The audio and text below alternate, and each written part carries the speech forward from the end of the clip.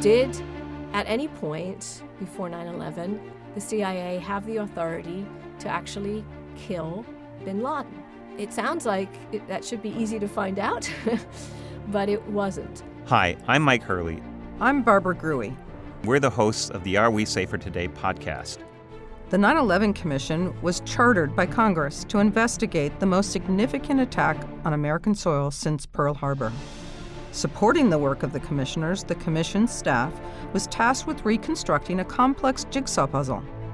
What led to 9/11? What happened on that day? What should we do about it? But unlike a typical jigsaw puzzle, the pieces were not in a box. There was no image of what the solved puzzle would look like, and many of the pieces were missing. I'm Barbara Gruey. I'm Mike Hurley, and this is the Are We Safer Today podcast. Last episode, we talked with Dan Marcus, the 9/11 Commission's general counsel. His job was to coordinate the Commission's relationships with the government agencies the Commission investigated to make it possible for the individual investigative teams to do their jobs. In this episode, our guest is Alexis Albion. Alexis, because of the sensitivity of what she was charged with investigating, was one of those people who benefited from Dan's deft negotiating with the CIA. Before the 9/11 attacks, the CIA had done more against Al-Qaeda than any other U.S. agency. Alexis's responsibility was to find out why, in spite of all that work, the U.S. government was unable to eliminate the Al-Qaeda threat before 9/11. Alexis was perfect for this role. She was and is an academic. Before her work on the 9/11 Commission, she had no government experience. What she had was a strong academic interest in the history of espionage. Clearly, she brought an outsider's perspective to this tough puzzle. Before her work on the 9/11 Commission, Alexis received her A.B. from Princeton University, taught English at Zhongshan University in Guangzhou, China, spent 6 years as a Ph.D. candidate in international history at Harvard University, and was the first historian of the Spy Museum in Washington, D.C., where she currently serves as lead curator. We would like to thank our sponsor, Carnegie Corporation of New York. The philanthropic foundation supports innovations in education, democratic engagement, and strengthening international peace and security. Learn more at carnegie.org. We would like to thank the Wilson Center for sponsoring the Are We Safer Today podcast. The Wilson Center is the nation's key nonpartisan policy forum for tackling global issues through independent research and open dialogue to inform actionable ideas for the policy community. Alexis Albion, welcome to the Are We Safer Today podcast. As you know, we're speaking with members of the 9/11 Commission staff about their experience in the investigation into the 9/11 attacks. Let's start with the job you did. What team were you on, and what was your role? What was your responsibility on the 9/11 Commission? I was on the counterterrorism policy team. We covered counterterrorism policy. So it was basically what the U.S. government was doing or trying to do before 9/11 to stop the threat from Al-Qaeda and bin Laden. Each of us on the team had a different portfolio, was basically a different agency or department of the government, and mine was the CIA. So I was looking at what the CIA was trying to do before 9/11 to counter the threat from Al-Qaeda and bin Laden. How did you even get to the commission? I mean, you're a historian by background. You're not an investigator, and suddenly you're on one of the biggest investigations ever. Yes. How did that happen? And this was a really important job and position. It just happened fortuitously. I'd been in graduate school at Harvard University, pursuing a PhD in history, international history. And I'd ended up focusing on intelligence history. One of my advisors was Ernest May. Who is he? He was a professor, a history professor who had a position in the history department at Harvard, but also at the Kennedy School. He'd been on commissions before, hadn't he, I think? I guess he had always had kind of one foot in academia and one foot in government. This was in the late 90s, and intelligence history really wasn't its own field at that time. it was kind of a subset of military history. People didn't really do intelligence. And even then, it was kind of more maybe in political science, whatever. Everything changed after 9/11, the case. So I was kind of doing this kind of obscure topic that nobody else was really doing. I was lucky to have an advisor who had an interest in that and kind of a background and supported that. Philip Zelikow, who ended up being the executive director of the commission, was at the Kennedy School of Government at that time teaching. My very first semester at graduate school, I did a course at the Kennedy School, which was jointly taught by him, Ernest May, and I believe Graham Allison. So I had kind of got to know Philip Zelikow a little bit. I actually did one of my fields of study for my oral exams. I was allowed to do outside the history department, and I did a field in American foreign policy with Philip Zelikow, which meant he was my advisor. I would meet with him once a week and talk about what I had read and things like that, and then he examined me in my oral exam. So I had gotten to know him a bit as well. And so this is all helping to answer your question about how I ended up on the commission. I ended up leaving Harvard to take a job in Washington, D.C. as the first historian at the International Spy Museum, which was just cool. opening in July of 2002. I was in that job for about 8 months, maybe, possibly even less, before I got an email one day from Philip Zelikow asking if I would be interested in serving on the 9/11 Commission. I happened to actually be up in Boston at the time and said, let's talk about it, and literally half an hour later walked over to a coffee shop and sat down with him, and he told me about the commission and what it was and what they were hoping to do. And I said I'd like to think about it. And on the train back to D.C. the next day, thought about it, and as soon as I got to D.C., called him and said yes. It was kind of a no-brainer decision. Philip Zelikow was very close to Ernest May, who ended up also being an advisor on the commission. My best guess would be that because of my background studying intelligence history and doing research and writing, that those were the skill sets they were looking for on the commission to basically do research in the field of intelligence and writing of this report. I did end up doing a lot of writing for the actual report.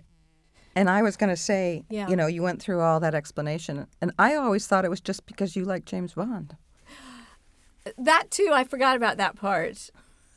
I mean, you had this academic perspective for so long. Then you come into the commission, which is a government role, and you're looking at it from a different perspective. And now that you've got that kind of perspective, being in the government and looking at the CIA from the investigative perspective as opposed to an academic historian, did your view change at all? Or I don't think I approached it really any differently at all. You're right. Obviously, as a historian, I'd been looking at things in the past. But I have to say, the field of intelligence is such a difficult one to research. Just the sources are very different. And even what I was doing, which wasn't particularly, long ago, the Cold War period, a lot of what I had been doing for research had been memoirs and anecdotal, let's say. So I think being able to deal with live people and interviews and things like that was just a step up. Except you had access to kinds of information you would never have had as an academician. Yes, that was exciting. And, so the crown jewels of kind of American intelligence. Yeah, I mean, in a way, I think I just took it as it came. I'm probably, now looking back, I'm probably more in awe than I was at the time. Certainly, I jumped from trying to search through archives and hope to find little nuggets in the National Archives from the 1960s to, the crown jewels, boxes of documents that certainly weren't available to anybody else. I think a little bit of my background, I certainly had a sense of a little bit more of the jargon and the acronyms, a bit of a head start. Not everything. I had to learn a lot on the job and get people to help me, like you, Mike. My training taught me to be very detail-oriented and to take vast amounts of information and try to piece together an accurate, and compelling narrative. That's what I really think of as my training as a historian. That fit in very well with what we were trying to do on the commission. So it is like putting together a puzzle in a way. Yeah. For me, that was the exciting part of it, which was I was just one part of a team. And I had my own lane, let's say, my own story, which was what CIA was doing. But it was part of a bigger story about what the U.S. government was doing in terms of its counterterrorism policy. And so each member of our team had a different portfolio, was looking at a different agency, a different department. I had the CIA, another colleague was looking at the Department of Defense, another colleague, State Department, then we had NSC, a little bit of FBI, a little bit of Treasury. I think the most exciting part of the commission was when I would go off in the morning to the agency and be doing research until about, 2 o'clock in the afternoon or something, then come back to our offices. Everybody else had been going off and doing research themselves. And we would sit around the table and sort of say, what did you find today? And we were trying to piece together this puzzle as to what happened. And from the perspective of someone outside of government, what became clear very quickly, and I guess was a bit of a surprise, was how difficult it is actually to figure out what is going on across the government, even on a very specific topic at the same time. So that question, what was the U.S. government doing about bin Laden, or what did the government know about bin Laden across the government, that wasn't so easy to find out. So I was looking at what the CIA knew. Somebody else was looking at it from the NSC perspective, from DOD perspective, but trying to piece that all together to get a sort of all of government picture. That was tricky. That was the puzzle, and how these different elements and different tools were working together. Even a single meeting, for example, a deputies committee meeting or a principals committee meeting, I might find in my research an agenda for a meeting on a certain date. Scott at the State Department might find the notes from that meeting. Somebody else might find something else related to that meeting. And so we would kind of piece it together, and then we could figure out what actually happened at that meeting, or even who was at the meeting. But only by putting, what I found, what others found, could we actually figure that out. And that how that meeting fit in with other things that we had found that were happening. So we were putting together this big timeline. That was exciting for me, and there was no way I could have done my job alone. We all needed each other to piece this puzzle together, yes. You mentioned principals meetings and Yes. deputies committee meetings. Yes. What are those? Right. These are our meetings of the principals in the U.S. government. That would be the heads of the agencies. So that would be the Secretary of State, Secretary of Defense, depending on the topic, Secretary Director of Treasurer, of CIA, Director Director of of FBI. CIA. He would be at the principals committee meetings, and then the deputies would be their deputies, so at a lower level. Generally with some topic, some policy area, the deputies would be meeting first and sort of teeing up policy. The principals obviously would own at higher level. And then they'd make the decisions. Would only meet or the proposed to the president. Exactly, yes. And so these meetings and the things that you were putting together are the highest level of the U.S. government figuring out what's the policy, what are we going to do? Absolutely, yes. Those were gold. A lot of work needed to go in to get even up to that level. So we were looking at that as well.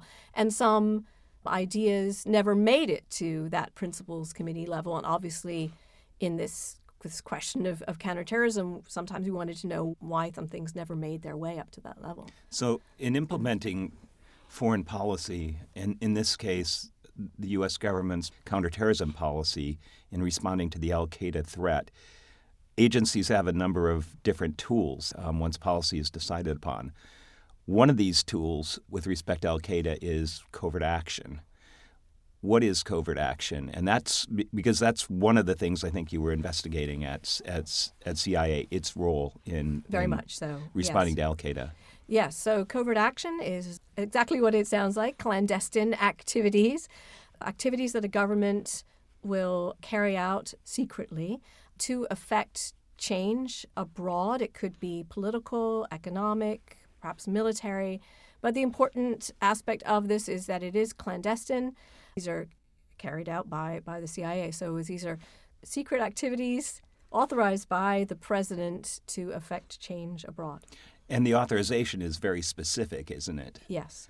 When we were looking at in the 1990s, we were looking at, well, there's a series of authorizations, but what we were looking very closely at were these memoranda of notification. What are those? MON, memoranda of notification.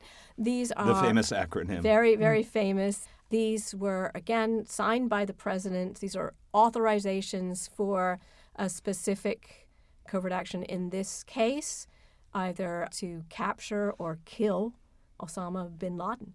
This was this ended up being a big part of what I was looking at, obviously. These MONs, there was a number of them during the period that we were looking at before 9/11, from about 96 to 2000, 2001. They are the most secret of secrets, very incredibly secret documents. Obviously, not everybody would know about them, and I had to be read into special compartmentalized compartments in order to be able to talk about them or certainly look at these documents. And they were the basis of a real puzzle in and of itself, which was, did at any point before 9/11 the CIA have the authority to actually kill bin Laden? It sounds like that should be easy to find out, but it wasn't.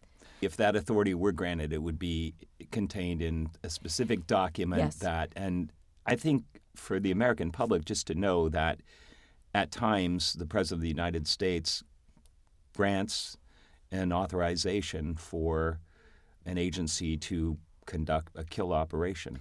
Right. I mean, so as opposed to everything we see in the movies on TV, where we have rogue agents going off and taking decisions by themselves and killing people, the real situation is absolutely nothing like that whatsoever.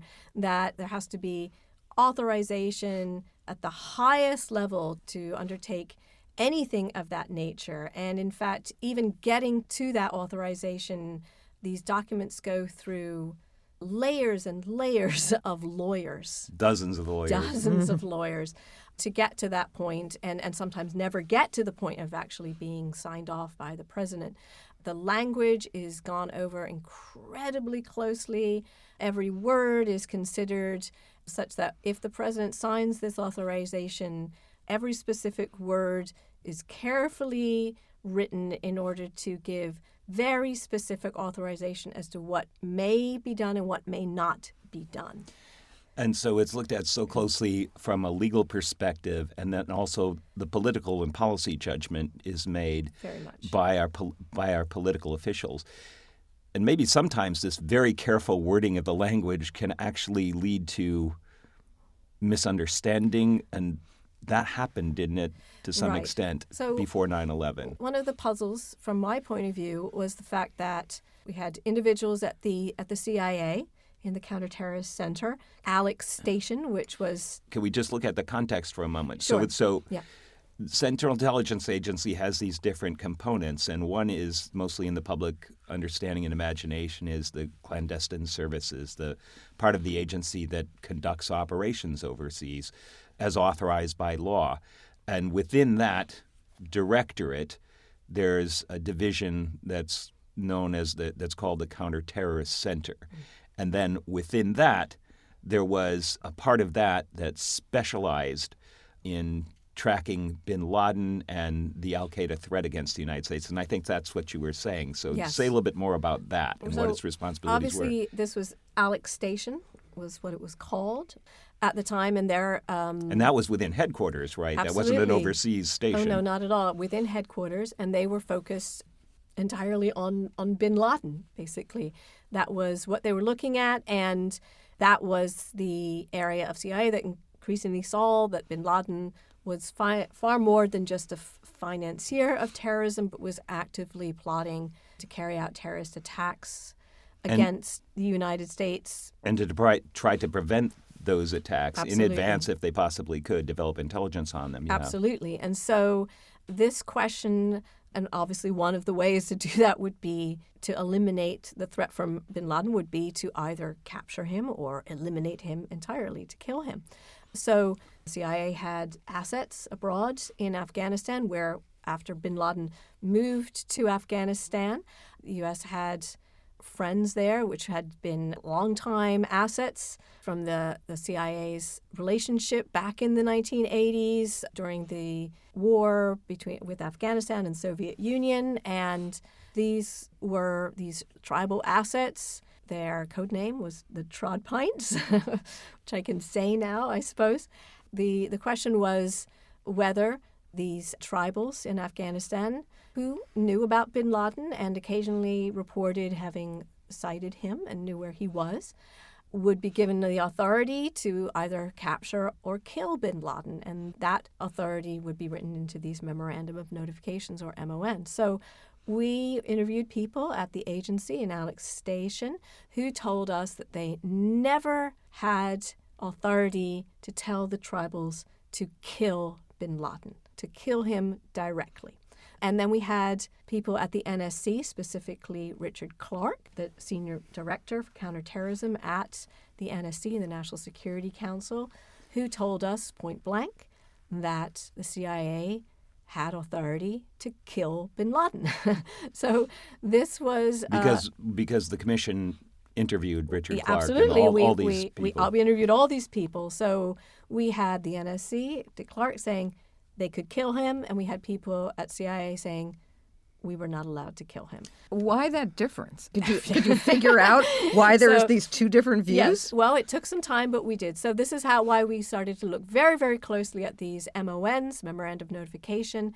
There were a series of them. They changed somewhat. This was when President Clinton was... Yes, this was under President Clinton. Yep, 1990s. So these were I think there were, they ranged in date from 1998 and 1999. There were a number of them over that period.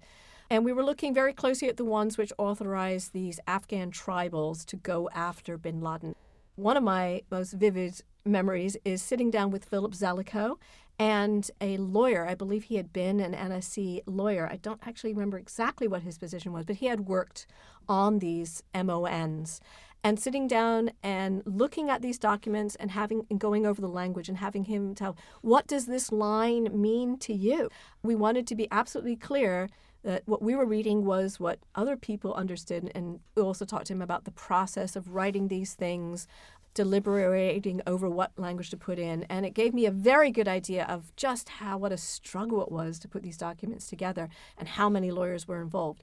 And I think what we came out with in the end was that there was this question about whether or not authority was being given to kill bin Laden directly, or it seemed that what the language in these MONs was generally saying was that he could only be killed in the context of a capture operation.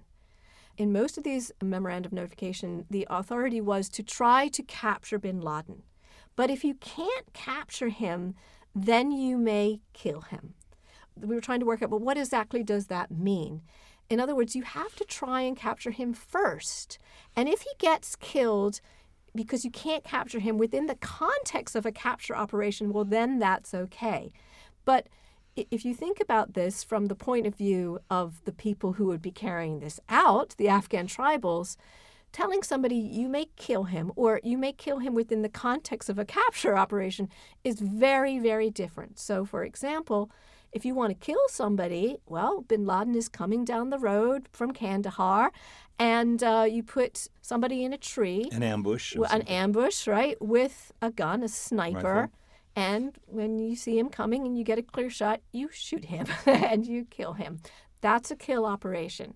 But if you have to put together a capture operation first, then that's a very different situation, and there's much more risk involved. And so you actually, he's coming down the road, not by himself, obviously, in cars with his men and so on. You have to have a lot more people. You have to have an ambush.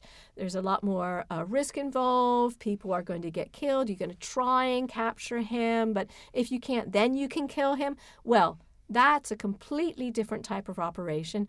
And I think what became very clear over time, after interviewing people and looking at documents, not an operation that the tribals were really willing to undertake for, I think, quite obvious reasons. That, they were thinking about themselves too. They had families, and they didn't necessarily want to take that risk. Because if you step back and look at the big picture here, you almost have a clash of cultures. You have the hyper-legal, I don't mean that negatively, but hyper-legalistic U.S. culture, and are the agents of the United States government attempting as best as possible to follow laws and procedures, and then working with the Afghans on the ground who were allies in these kinds of operations, who might not have fully appreciated the nuances in our legal thinking. So they're being given somewhat ambiguous instructions, and all that kind of leading to a bit of a mishmash, possibly. This is to do with what they were authorized to do, but they were also told, if you capture him, you'll be paid. If you kill him within a capture operation, you'll be paid. But if you just kill him, you won't be paid. So they were giving an incentive to try to capture him, but this has to be balanced out against the risks involved on their part. Yes, you can say it's culture clash, but yes, it's a culture clash of bureaucracy versus the people on the ground who actually have to undertake this. We would like to thank our sponsor, Carnegie Corporation of New York. The Philanthropic Foundation supports innovations in education, democratic engagement, and strengthening international peace and security. Learn more at carnegie.org. We would like to thank the Wilson Center for sponsoring the Are We Safer Today podcast. The Wilson Center is the nation's key nonpartisan policy forum for tackling global issues through independent research and open dialogue to inform actionable ideas for the policy community. Was there also sort of a clash within the U.S. government? Did the CIA want to get authority to do a kill operation? Or what kinds of different clashes were there between who wanted what within the U.S. government? And picking up on Barbara's question, specifically within the bin Laden unit Alex Station, what were they pushing for and what kind of authorization were they getting? And was there a misunderstanding there? At the working level in Alex Station, the people who were focused on this 24 hours a day, pretty much 7 days a week, and recognized the threat from bin Laden, they just wanted him dead. They wanted that threat eliminated, and the best way to do that would be to get him out of the picture. If he could be captured, that would be fine too. But I think it became clear over time that that was going to be quite difficult. Closer to the working level, there was probably a little bit more faith in the Afghans, people who were working with them. But the higher up the chain you get, I think the risk aversion increases and faith in the tribals diminishes. Everybody wanted the threat from bin Laden eliminated. It's not as if anybody thought that he didn't pose a threat and a high threat to the United States. But higher up the chain, other considerations come in. The people at the working level are focused on one thing only. Obviously, the higher up you get, there's a lot of other considerations going on, political and so on. One of the best indications of this was the capture operation that was planned by the agency in Alex Station in May 1998. A lot of time and work was put into this, every detail of a capture operation at bin Laden's camp at Tarnak Farms, and lots of... That was his headquarters. That was his headquarters at that time in Afghanistan. They put together lots of simulations and so on. They had mock-ups, didn't they? They had mock-ups, all kinds of things. They knew that he was there. In collaboration with the Special Operations Forces that would be carrying this out. It was a lot of work was put into that. And at that working level, they thought this is the best chance that we have right now to get him. Let's go. We spent quite a bit of time talking to those people in Alex Station about this, and they told us we were ready to go. And then next thing we hear, the operation has been canceled. And it was their belief, the politicos up at the top, the president and so on, didn't want to go ahead, didn't want to take the risk. We were trying to figure out where did that decision get made to cancel that operation? At what point on that chain? And who made it? And it took time to figure that out. And from the point of view of people in Alex Station, George Tenet, who was the director of CIA, who would have been taking that decision to the National Security Council, briefing them on this operation. He was their champion. George understood. George thought it should go ahead. From their point of view, it was obviously at the NSC that the whole thing got stomped upon. When we talked to people at NSC, we had a sort of a different perspective, saying George didn't think the operation was, maybe it was, I don't remember exactly, 50-50 or less than that it really wasn't going to go off. I think what we found out was that, again, it's not that people didn't think that there was a threat, but there were other considerations that were being taken at a higher level, and much less faith, I think, in these tribal assets and then their ability to actually carry this off and carry it off effectively, obviously. And the fallout, they were thinking about the fallout from failure. We could talk about this for hours. Yes. But I'd like to shift the focus a little bit. You started out on this conversation talking about this is the secretest of the secrets of the secrets. Yes. And here's this historian who they don't know waltzing in and asking all kinds of questions and wanting to see documents. Can you talk a little bit about that experience and whether they were cooperative, whether you're banging your head against the wall, or how did that all work? And obviously for that, you had to be cleared at the highest levels for these secret compartmented sorts of documents. Definitely. I had to get all these clearances, so that was all taken care of in record time. I think it was a bit of a process on both sides to figure out how to work together. I think at the beginning I was just looking at everything in incredible detail because I didn't really know what I was looking for. There was some pushback on that. I believe I was told that I was taking notes that were far too detailed. And, I was at the time, but I didn't know what was important and what wasn't. There was a bit of negotiation as to that. And because they wanted to keep sources and methods protected, and they didn't know what the commission would do with that. Right. And there were doubts about even the commission's ability to keep things secret while it was doing its work. That is true. And I think what has to be understood is that this was not the first time the CIA was being, let's say, investigated in this area. Obviously, this was 2003. The agency had undergone its own internal investigation, and there had also been the joint inquiry of the congressional inquiry, which had focused exclusively on intelligence. So the agency had been through the runner a couple of times on this, and here we were coming again. Now, on the one hand, this meant that they had already produced material. They had already, let's say, produced their own timeline of events for this other inquiry. So I had a really great starting point there. On the other hand, they were, yes, very skeptical about this new commission and whether we've already done this. What do you think you're going to find that we haven't already gone over? Here I am, this relatively young person who doesn't really know what they're doing. On both sides, we needed to learn about each other. I was looking at everything. They didn't know what we wanted to look at. I didn't really know what I wanted to look at. So I think it took probably a few months at the beginning to get to a point where we had a good working relationship. You had the authority. The commission had the authority and the congressional mandate. But it's also important, I think, what you're saying, to build confidence and trust with the people that you're working with, because from the CIA's perspective, every one of those officers, it's ingrained in them from the day they enter on duty to protect this secret information. I think it is understandable. At the time, it was somewhat frustrating, but it was understandable that it took time to figure out that working relationship. I would say we developed a very good working relationship with the CIA. Everything we asked them to produce, they ended up producing. Maybe not as quickly as we wanted, or maybe not always as comprehensively as we wanted.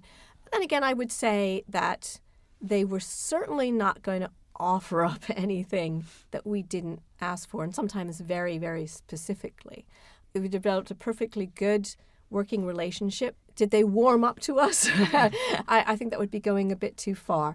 They were as helpful as we asked them to be, but they were certainly never going to go out of their way to help us. And I think that that's an interesting point, because you started out by saying you didn't even know what you were looking for. And if you had to specifically ask for things, but you didn't know what to ask for, right.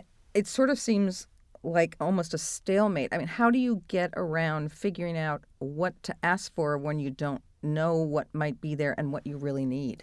Barbara, you have so much more experience with investigations than I do, but I would guess this is how investigations work.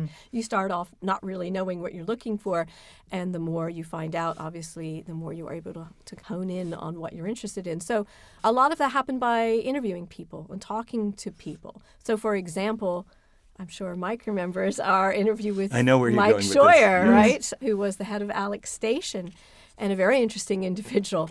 And he came to the first of a number of interviews with a great, big, thick, yellow, I think it was, binder. Three-ring binder. Three-ring binder, which he put on the desk next to him, and he would occasionally point to it when he was talking about a subject or a memo that he'd written and point to the binder. Alexis, I remember specifically what he would say. He would say, I think my memory is pretty good on this, but let's not rely on that. Let me go to the exact memorandum or cable that I'd written, and then he'd know exactly in this binder where that information was, and he would go to it. This was a binder that he had put together himself, in right? anticipation of, because Mike Scheuer believed that there likely would be an attack at some point. Right. I think. So as soon as we left that interview and went back to our offices, we immediately drew up a request for that binder.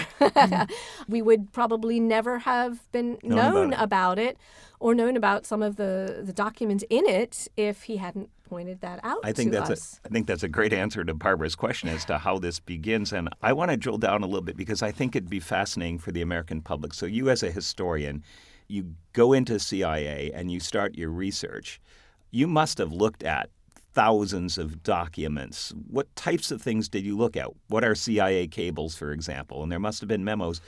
And I know this, I'm anticipating a question I know Barbara's going to ask, but you also looked at slide presentations that the leaders of the bin Laden unit gave to the highest levels of CIA, the director, and that were used on the National Security Council staff in decision-making. So tell us a little bit about that process and what types of things you looked at. Our initial sort of document requests were so broad, everything, and this is where, let's say, your experience having worked at the CIA and knowing what kinds of documents and what the names of them are came into play. We would say all, memos, cables, blah, blah, blah, related to this particular topic, these particular dates, and then we could hone in, let's say, all cable traffic between Alex Station and the chief of station in Islamabad on the subject of bin Laden or Al-Qaeda between these particular dates. And cables are the formal way that a CIA overseas station communicates with headquarters and other parts, other field offices, for example, and they're committed to record, and they contain details of meetings and a whole range of other things that are then preserved. So that was a whole big, huge area, boxes and boxes of these things between different stations, between different individuals on particular topics, different dates, as things came up. So lots and lots and lots of cables. What you were talking about, these slides, it came to a point where the head of the Counterterrorist Center was giving regular, I think almost daily at some point when we start getting closer to 9/11. Do you mean the head of the bin Laden unit or the Sorry, you're right. The head of the bin Laden unit, was giving these regular presentations to the director, George To Tenet? the director, George Tenet. This is, I think, in 2000. And other top people working the counterterrorist. On bin Laden and what they were finding, and gave these PowerPoint presentations. So there were lots and lots of slides.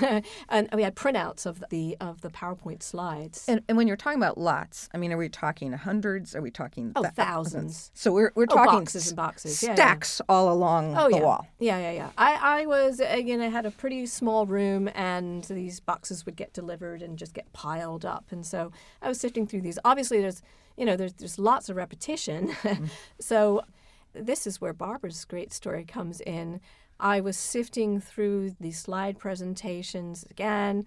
Sometimes there were 20 main slides, but there would be like 30 held and reserved in case the director asked a question about something. So these could be these big packets and lots of repetition. And I was looking for new things, change over time. I believe, Barbara, you were working on a staff statement for one of our public hearings, right? Yes. We were looking particularly at what was known during the summer of 2001, and there had been what was known as the Phoenix Memo, which was an agent in Phoenix wrote about... An FBI agent. An FBI agent, yes, about people from Saudi Arabia taking flying lessons. And then there was the whole Moussaoui issue of this guy in Minneapolis who was taking flying lessons and who came to the attention of the FBI when the flight schools thought, there is something wrong here. This guy doesn't care about taking off and landing the 747. He just wants to be able to fly this. And so, Barbara, some FBI special agent in, what was it, the Minneapolis field office got that information or learned about that. Okay. Right. And there was a whole bunch of discussions with FBI headquarters. So there's all this surrounding bit of who knew what when and what action was taken. And I recall being at our offices, and I got this phone call from Alexis. Well, in the morning, I had stopped by the offices, said I was going to the CIA, and you had said to me, you were working away on your staff statement, and you said what you were working on, and said, let me know if you find anything interesting. I said, yes. I went to the office. I'm going through all these slides. I kind of forgot about that, actually, what you'd asked me to do. And so you called me there and said, have you found anything? I said, oh, yeah. And I'm literally looking through these slides. And I said, well, would this be interesting? And I picked up one of the slides, and the title of which written there was Islamist Extremist Learns to Fly. And I remember you saying, yes. Yes, that would be interesting. And, of course, that kind of became the headline, I think, for your staff statement and certainly a headline in the hearing. Well, and I think one of the interesting things about it was not that this was this discovery generally, but that this briefing went up to the director of CIA when that same information, which was really FBI information, never made it up more than a supervisory level at FBI headquarters, which I think showed a real difference between how seriously the different agencies looked at similar kinds of information. Not only was that important for that reason, but I think that whole story shows how we all work together as a staff. Yes, very much so, yeah. And that you would be reading through stacks and stacks, and others would be reading through stacks and stacks someplace else. And how, we, as you talked about before, how we all brought those pieces together to try to put together some kind of picture. It's sort of like the jigsaw puzzle, trying to make the picture. Yeah. Unfortunately, we don't have the cover that tells us what it looks like. And so we're guessing. And again, I mean, the bigger interesting issue is, does anybody in the U.S. government know what's going on across the government at any given time? No. I mean, only when you do this kind of thing and we look that carefully and have a team of people comparing us, people really know what is going on. And, of course, this ended up feeding into, on this particular topic about counterterrorism and bin Laden, it would have helped if people were been talking to each other at the time and comparing notes and figuring out what was going on. This leads into some of the recommendations, obviously, from the commission. But we found out how difficult that was just to know in our own investigation of having people in different areas and trying to piece it together. Looking at it from the perspective of the people who were doing the work at the time, do you have a sense of, were people intentionally trying not to work with the other agencies, or was it the way that they work?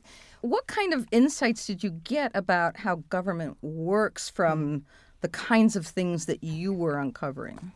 I was very focused on CIA, so that wasn't so much a part of what I was doing.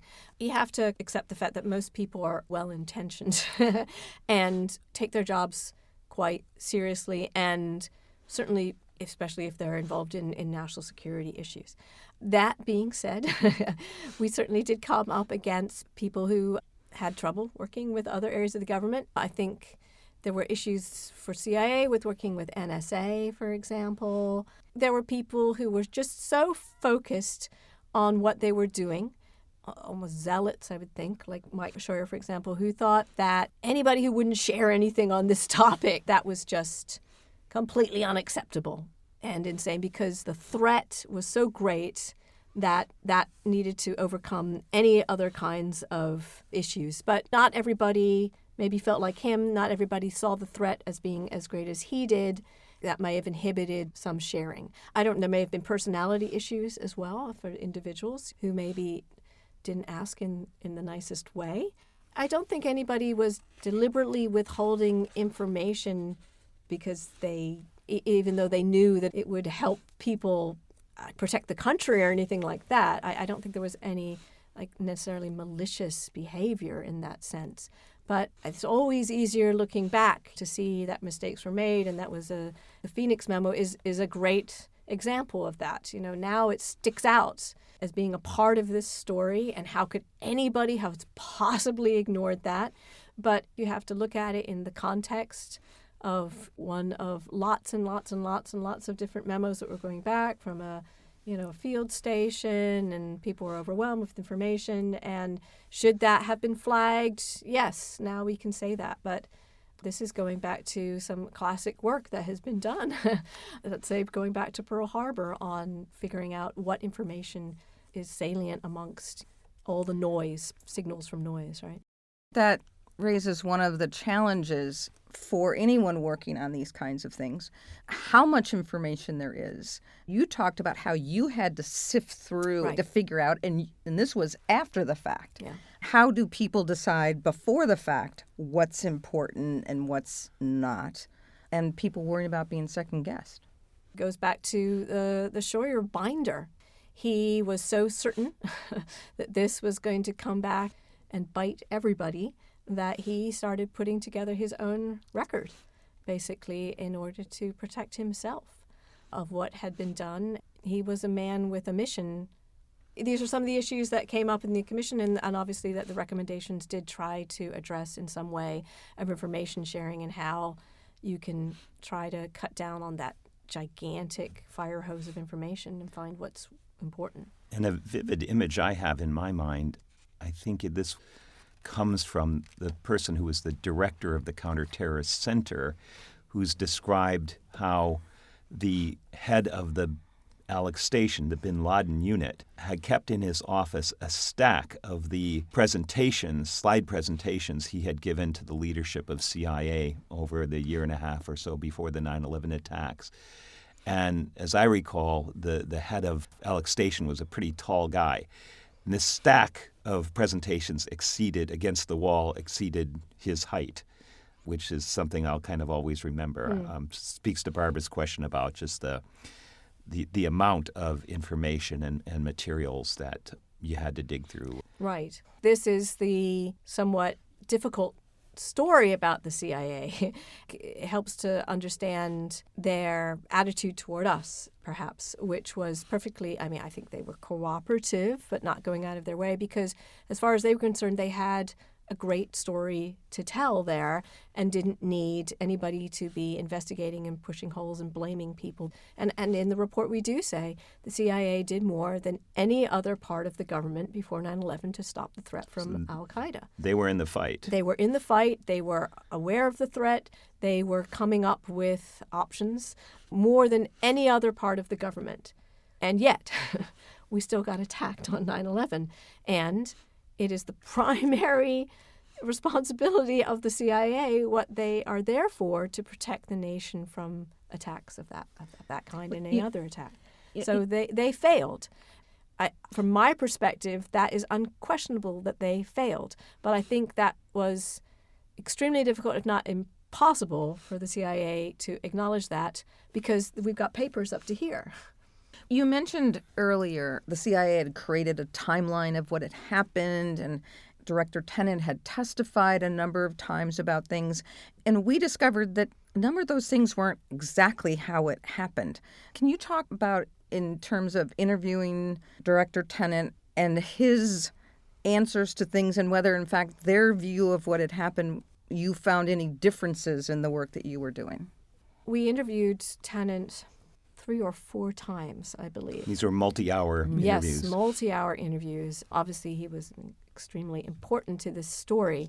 There had been investigations before. Certainly, Tennant had been interviewed about this before. And George Tenet had served on the Hill. He knew probably better than anyone, the importance of congressional oversight, being called on to answer questions. All I can say is that there was a lot that he did not seem to remember. I think more than anybody else that I interviewed, maybe you too, Mike. I'd be interested to hear. We heard a lot of I don't quite recall there. Now, obviously, maybe we're asking very detailed, specific questions, and a certain amount of that he probably did not recall. But there were things, I think, that we thought he should have remembered, which he did not. This didn't mean that they didn't get back to us later with answers to these questions, but at the time, there were certainly things that he didn't recall. One of them was a memorandum of notification, these MONs, that was authorized in December of 1998. We ended up calling it the Christmas Memorandum. It was authorized on December 25th, which we actually found a copy of this at a very late date in our investigations. We certainly had asked for all memorandum of notification in our document requests, but this one hadn't come up. And I believe Philip Zelikow found a draft of it in the records, maybe Congress or something like that, at the Joint Inquiries. It came out in a kind of an obscure place. It did not come from the CIA. And this draft memorandum of notification turned out to have the most specific language of anything that we had seen authorizing a kill operation. We did actually request an additional interview with Tennant to ask him about this and other things, and asked him about this specifically, and he did not recall, which seems very unlikely to us that something that's, authorized to kill bin Laden was something that had not been in his memory. It ended up being a very short-lived memorandum of notification, but it was very important to our story and actually helped us to figure out that puzzle about why we had differences of opinion from one side and another. Some people thought the agency had been authorized to kill. Some people thought he hadn't. This memorandum kind of answered that question about people who had said we very specifically gave them authority to kill. Well, they did in this memorandum of notification, but it was short-lived and not that many people actually ended up even knowing about it, and it was certainly never carried out. We would like to thank our sponsor, Carnegie Corporation of New York. The philanthropic foundation supports innovations in education, democratic engagement, and strengthening international peace and security.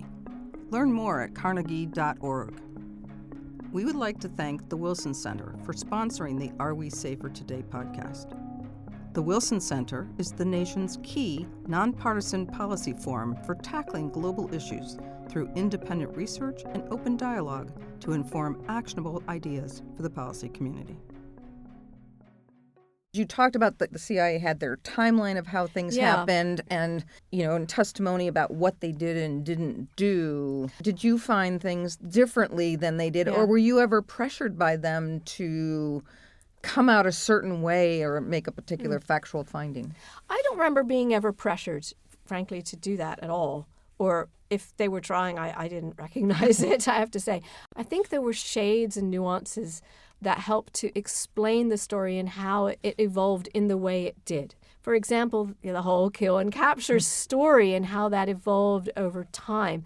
This was why we had a little bit more time and talked to more people, and we were able to not just look at the memorandum of notification, but, for example, follow the story of how that authority got communicated to the actual tribal assets by looking at the cable traffic between Alex Station and Islamabad and actually saying, okay, so this authority was given to kill bin Laden.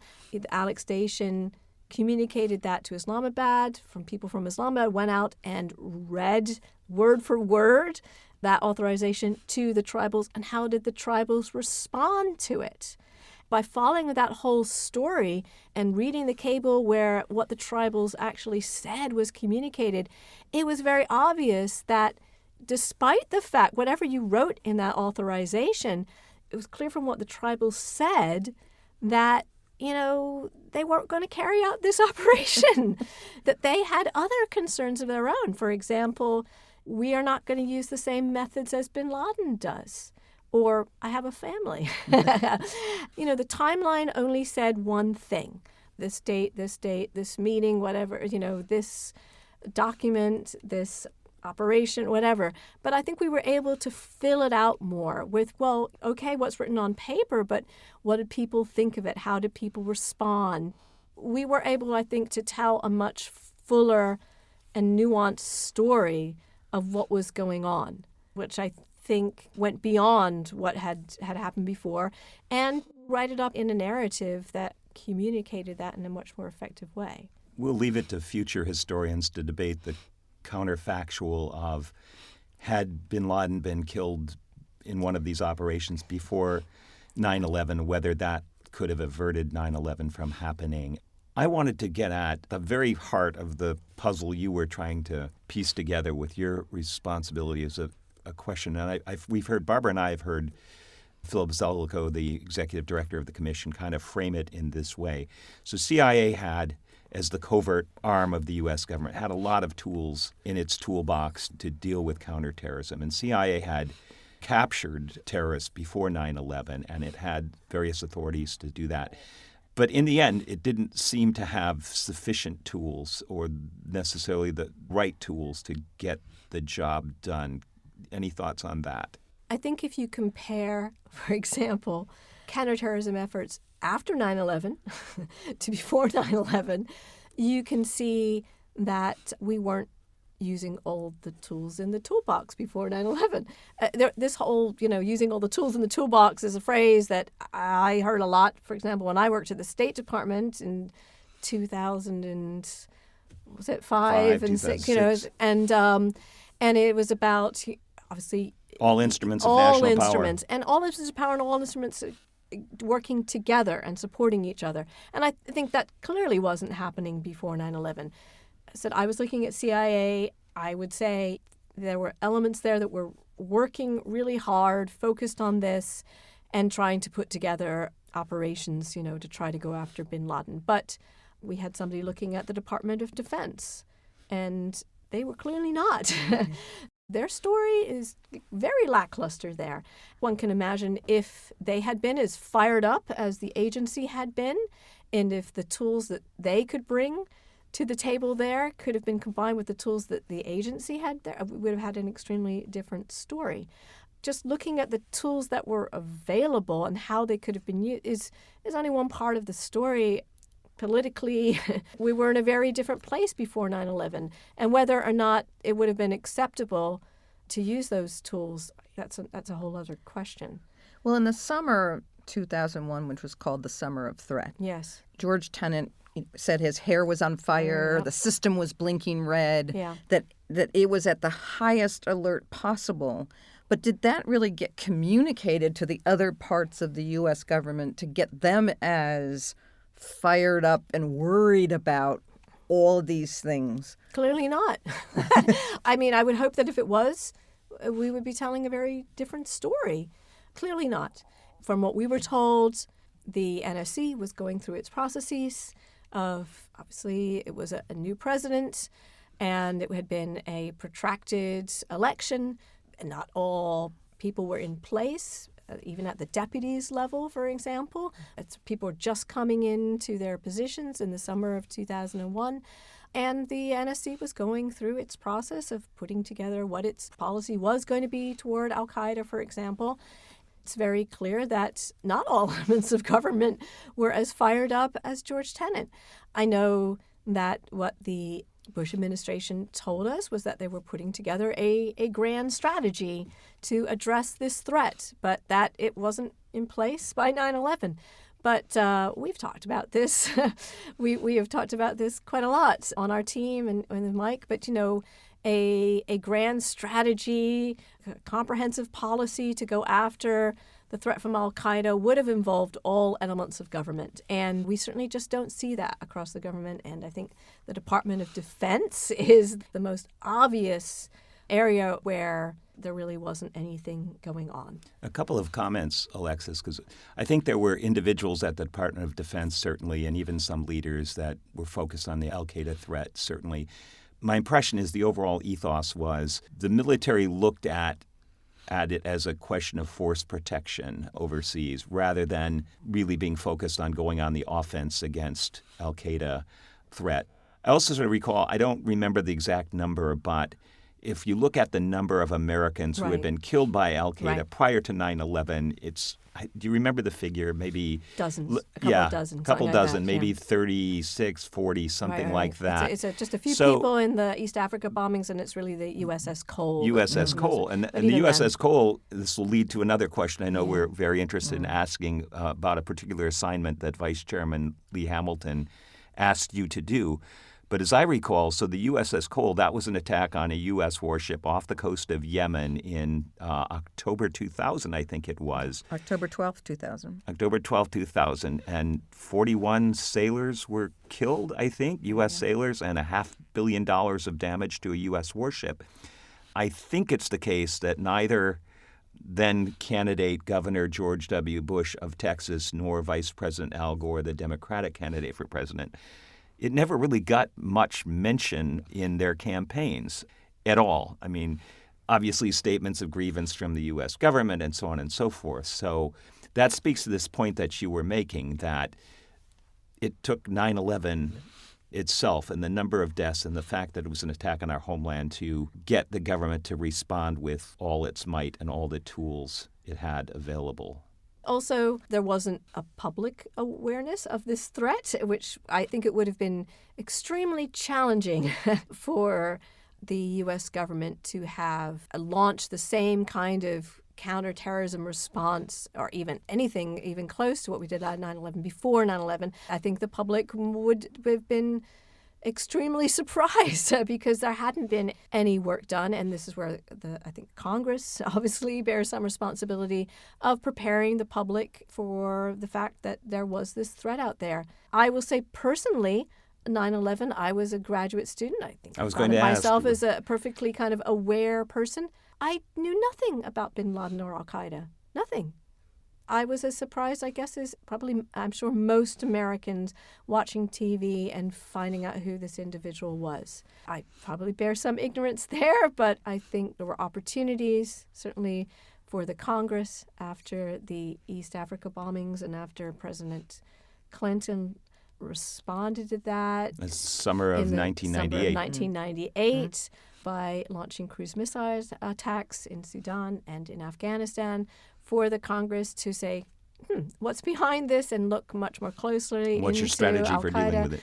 Right, but instead, as anybody who lived that period might remember, there was a greater focus on President Clinton's personal problems and the wag the dog issue. And I always thought that personally that was a great failure of leadership on the part of Congress. I completely agree, and I say, as an American citizen, I would have liked to have been better informed about what was behind that, and I think it was incumbent upon the Congress to take that more responsibly and look into that. I should have been more aware as an American of that threat that was out there to my country and to citizens. I do have one question I want to just follow up on this. After the Cole, it seemed like bin Laden took that much more seriously than we did. There's the story that he said, well, if that didn't get a response from the U.S. government, what do I need to do to get a response from the U.S. government?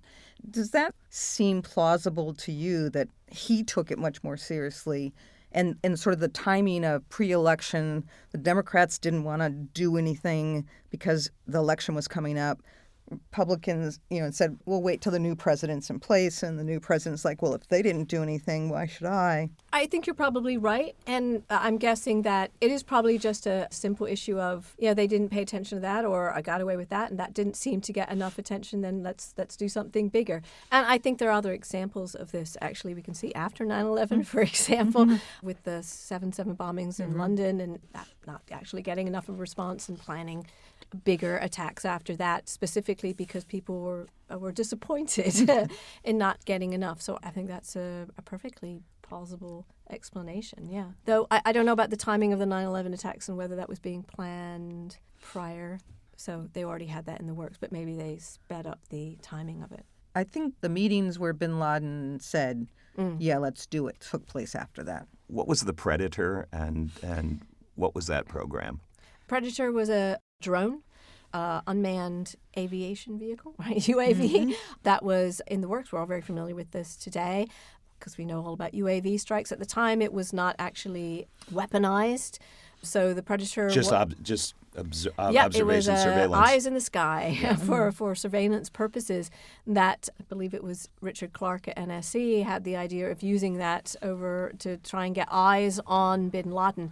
This was actually an alternative to having to rely on our tribal assets in Afghanistan, who would come back with reports saying, I saw him in Kandahar yesterday, and say, well, let's get our own eyes on him. So that was the purpose of Predator, and actually there were supposedly what they thought were some sightings of bin Laden, this extremely tall man all dressed in white, through Predator. And then the question was, okay, great, well, we saw him, what are we going to do about it? So the project was to weaponize the Predator. So that was a whole story about the weaponization and how long that would be taking, and whether that program was being stalled, and if so, why and by whom. And we spent some time talking to people who were involved in that program and trying to figure out the timeline. And I would say the story with that was it wasn't ready before 9/11. It might have been ready for 9/11 if somebody had really, really put their foot on the hammer down. on the gas pedal there. And I believe it was ready within days after the 9/11 attacks. You've talked a lot about all the research you did and the talking to people and, these findings and all that. But at the end of the day, so what? What impact did your work have moving forward? Was anything changed because of what you did? I think it did help to tell this story much more fully and a better understanding of what the government was doing, and I think a good understanding of how hard the agency was working, and I think it reflects well on the agency in that sense. There was another team that was looking very specifically at the intelligence community and much more the structure and so on, that their investigation sort of led a little bit more directly into the intelligence-related recommendations of the report. One of the biggest recommendations there was the creation of the DNI, the Director for National Intelligence. In other words, instead of the Director of CIA having two hats, both leading the CIA and really being the director of the entire intelligence community, they created a new position. So we would have a director of CIA, just we have a director of all the other intelligence agencies, and one person, the director of national intelligence, overlooking all of the arms of the intelligence community. There's something like 16 or 17 different intelligence agencies in the U.S. government. So that was a recommendation of the report. Actually, we now have a DNI, and I think that part of my story works into that as well, because we were looking at the policy story. And one of the questions here was, is the DCI, George Tenet, in our story, is he a policymaker or not?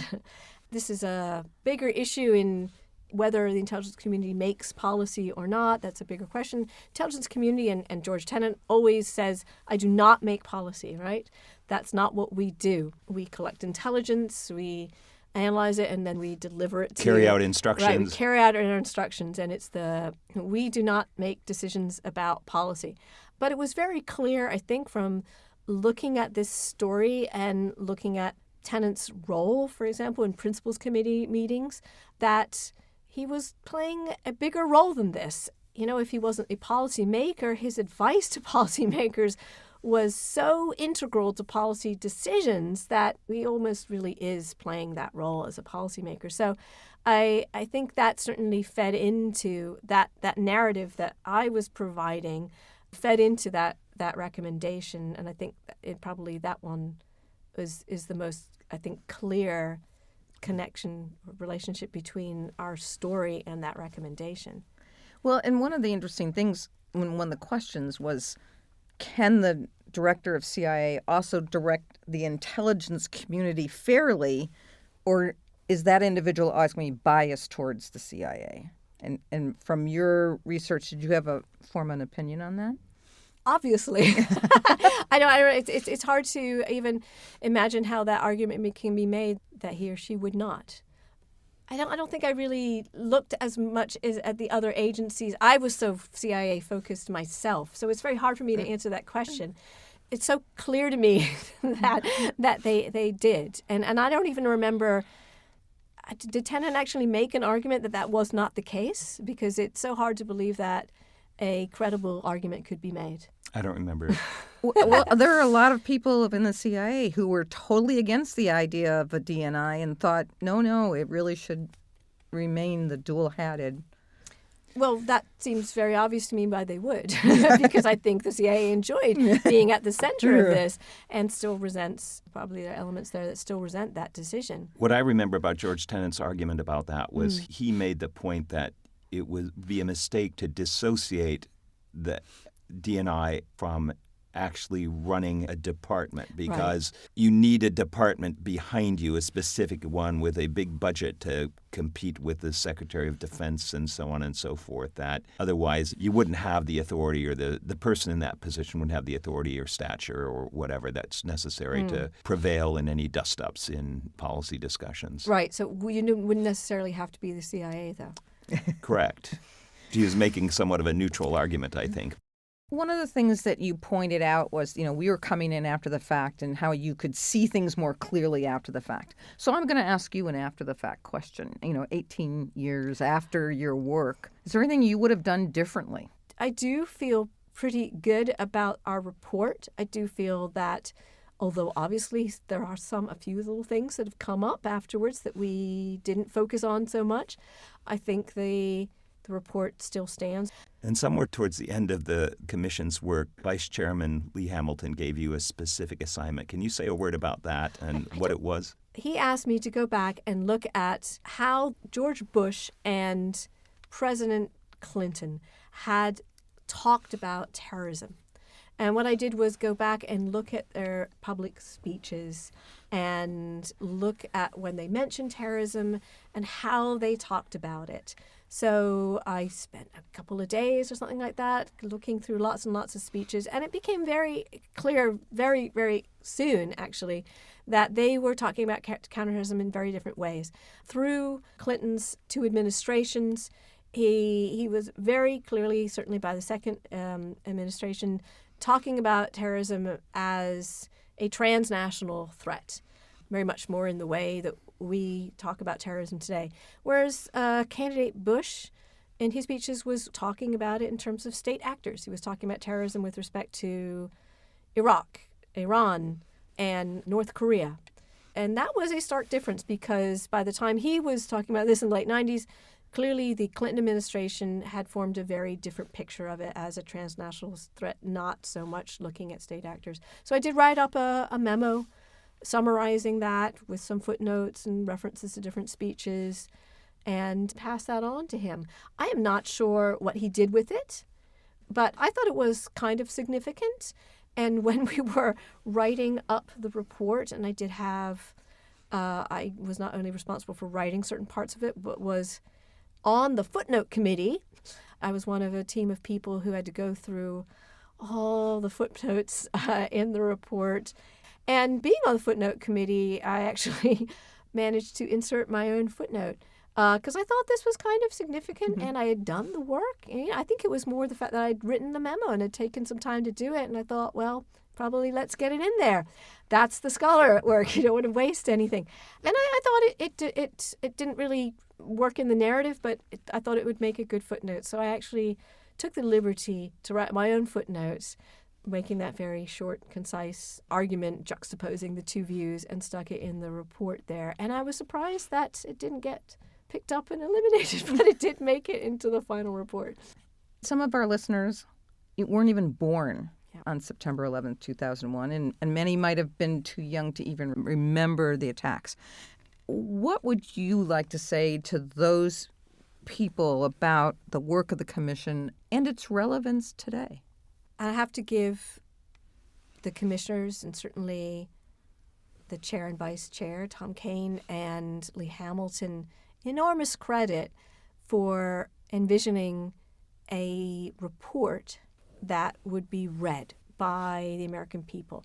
That was made very clear to us. I remember our very first staff meeting being told by Philip Zellicoe that Tom Kean and Lee Hamilton envisioned us as producing a report that would be in every classroom in America, in every library, and every bookstore.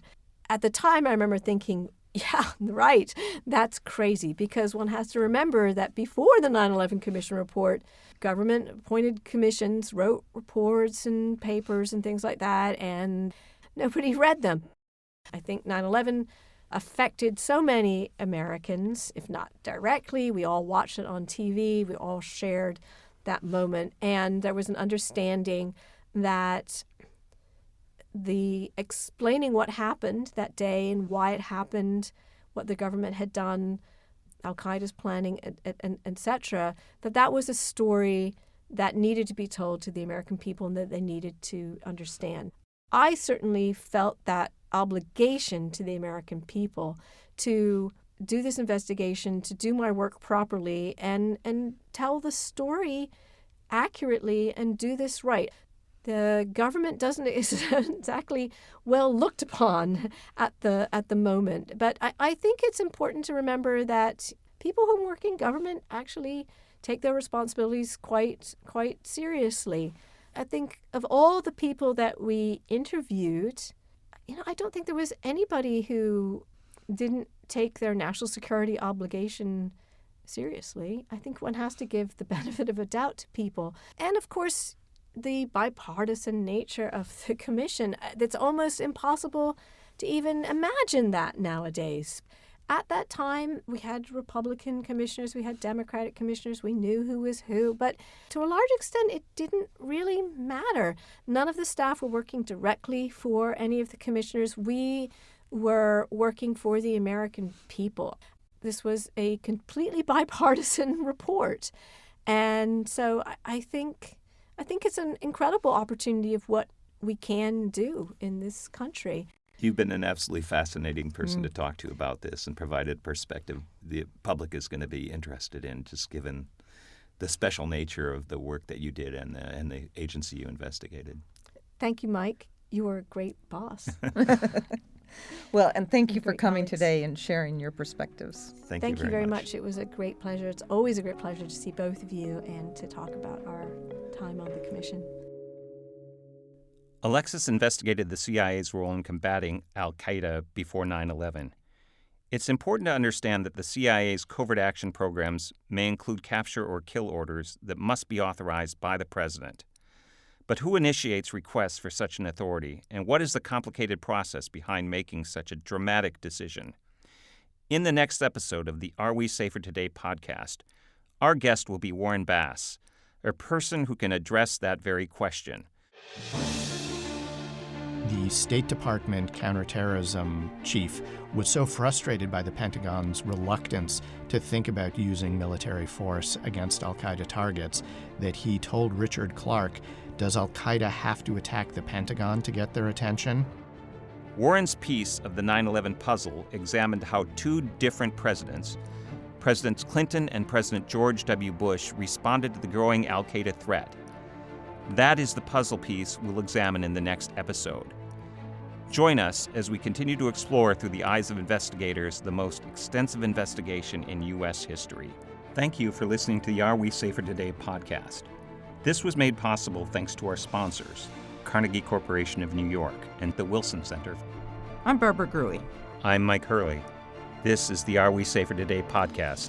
Thanks for listening. If you enjoyed this podcast, be sure to check out the Are We Safer Today documentary film.